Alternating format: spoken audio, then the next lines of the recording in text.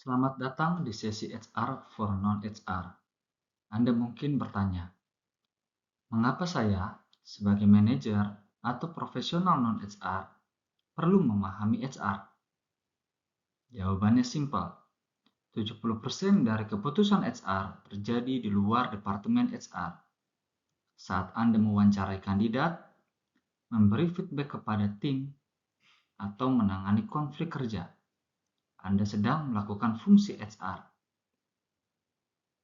Di sesi ini, kita tidak akan bicara HR yang klise dan administratif. Kita akan bedah ilmu people management yang evidence-based dan langsung applicable ke pekerjaan Anda sehari-hari.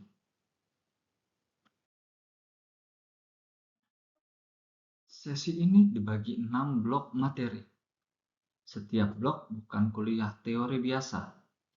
Kita akan selalu kaitkan dengan konteks nyata industri manufaktur dan situasi yang mungkin sudah Anda hadapi.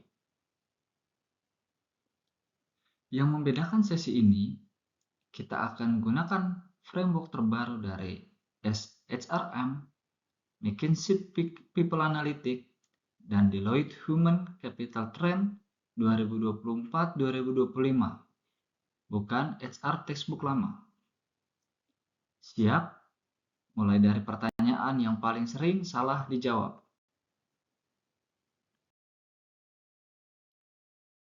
HR modern bukan lagi tentang payroll dan rekrutmen saja.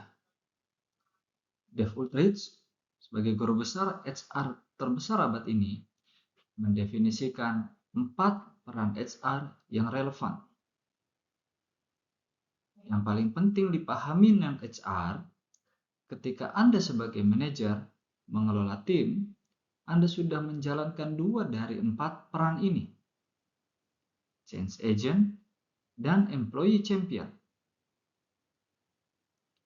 Temuan McKinsey 2024, organisasi yang mengintegrasikan HR thinking di semua lini manajerial menghasilkan 2,4 kali lebih tinggi employee retention dan 19% lebih produktif.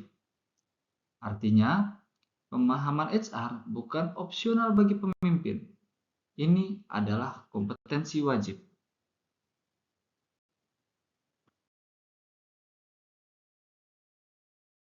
Rekrutmen bukan cuma urusan HR. Ketika Anda ikut panel interview atau approve job desk, Anda adalah bagian dari talent acquisition. 3 insight penting. Pertama, struktur interview dengan pertanyaan STAR, yaitu situation, text, action, dan result. Jauh lebih prediktif daripada obrolan santai. Kedua, EVP perusahaan Anda harus jelas. Kandidat Gen Z dan milenial sangat selektif. Tiga, jangan rekrut hanya saat ada kekosongan. Bangun talent community sejak dini. Di industri manufaktur khususnya, kompetensi untuk skill talent sangat ketat. Perusahaan hanya bergantung pada walk-in applicant akan kalah dari kompetitor yang punya employer branding yang kuat.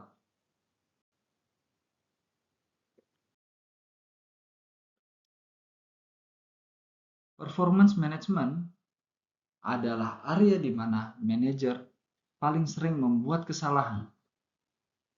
Bukan karena jahat, tapi tidak punya framework yang benar. 3 hal kritis. Pertama, OKR bukan sekedar KPI yang diubah namanya. OKR memerlukan stretch. Target yang 70% tercapai dianggap sudah sukses. Kedua, feedback yang baik, spesifik, dan behavioral, bukan judgmental. Ketiga, performance review bukan tentang memberi label A atau B atau C. Ini tentang percakapan development yang bermakna.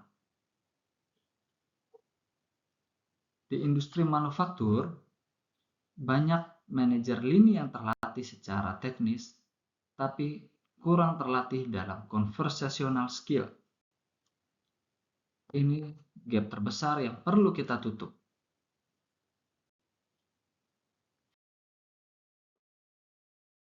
Metode 70-20-10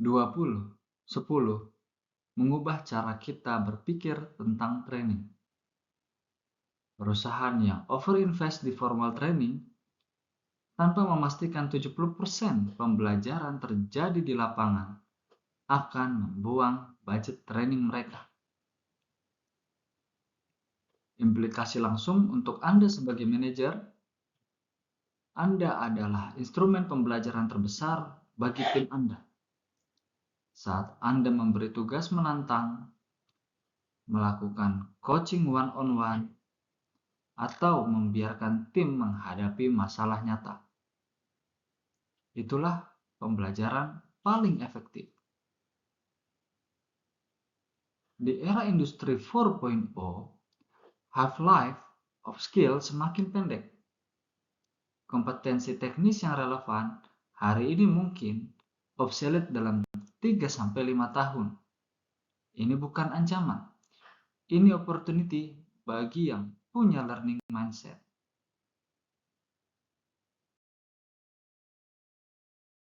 Yang kompetitif itu perlu, tapi bukan satu-satunya.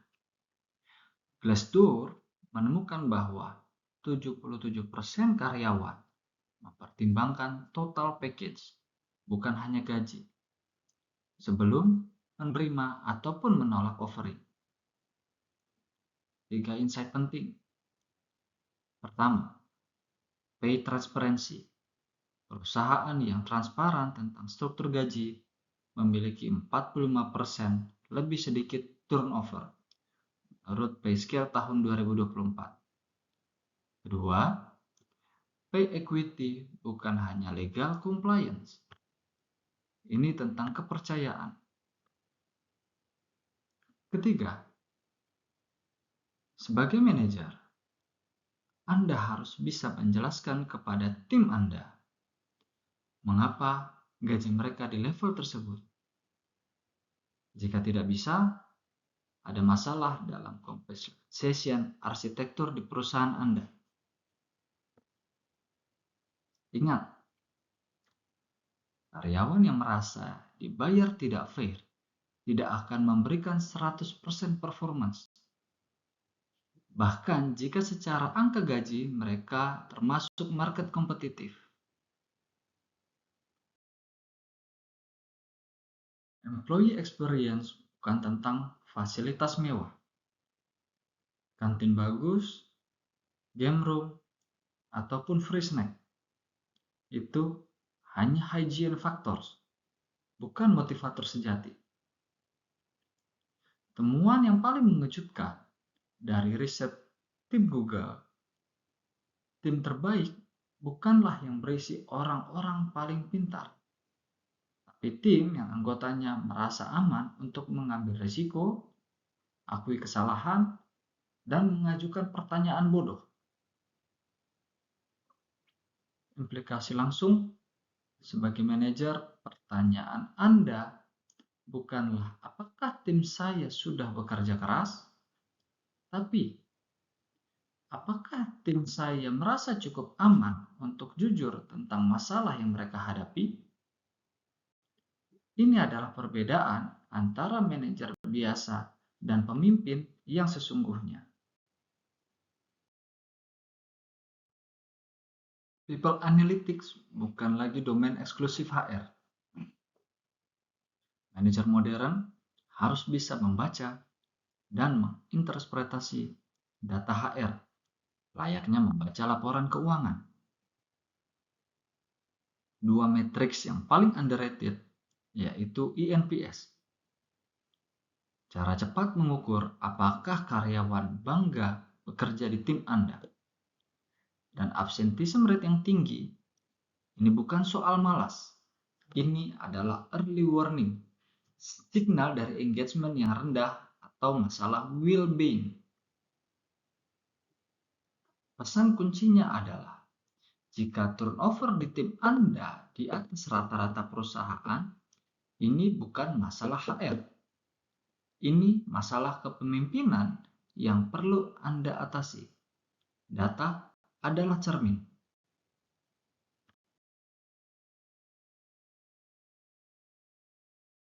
Ini bukan sesi hukum, tapi sebagai manajer, ketidaktahuan bukan pembelaan di muka hukum. 3 kesalahan paling umum manajer Indonesia. Pertama, mem-PHK karyawan tanpa surat peringatan yang benar. Dan akhirnya perusahaan kalah di PHI. Kedua, memberikan peringatan secara verbal dan menganggapnya sudah sah. Ketiga, tidak sadar bahwa komentar tertentu dalam interview atau review dapat diklasifikasikan sebagai diskriminasi. Kolaborasi dengan HR bukan soal birokrasi. Ini perlindungan hukum untuk Anda sendiri sebagai manajer. Konsultasikan sebelum Anda bertindak.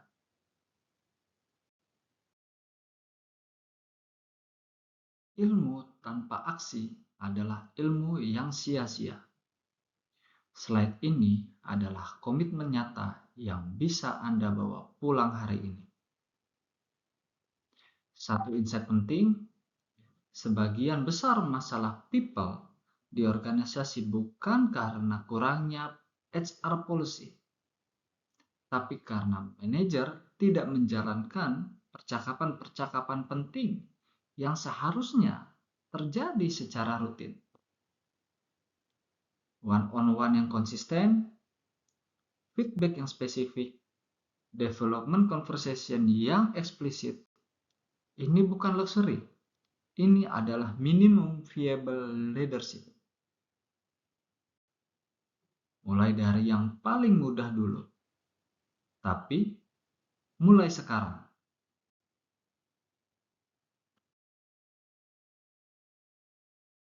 Kita sudah menempuh perjalanan dari fundamental HR sampai ke praktik analitik dan compliance. Satu pertanyaan penutup yang ingin saya tinggalkan adalah, apakah orang-orang terbaik di tim Anda saat ini tahu bahwa Anda menganggap mereka berharga? Apakah mereka tahu apa yang bisa mereka capai di sini?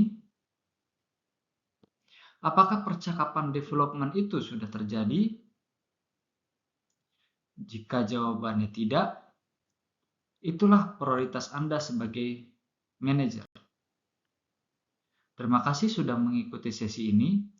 Semoga materi ini bermanfaat untuk semua.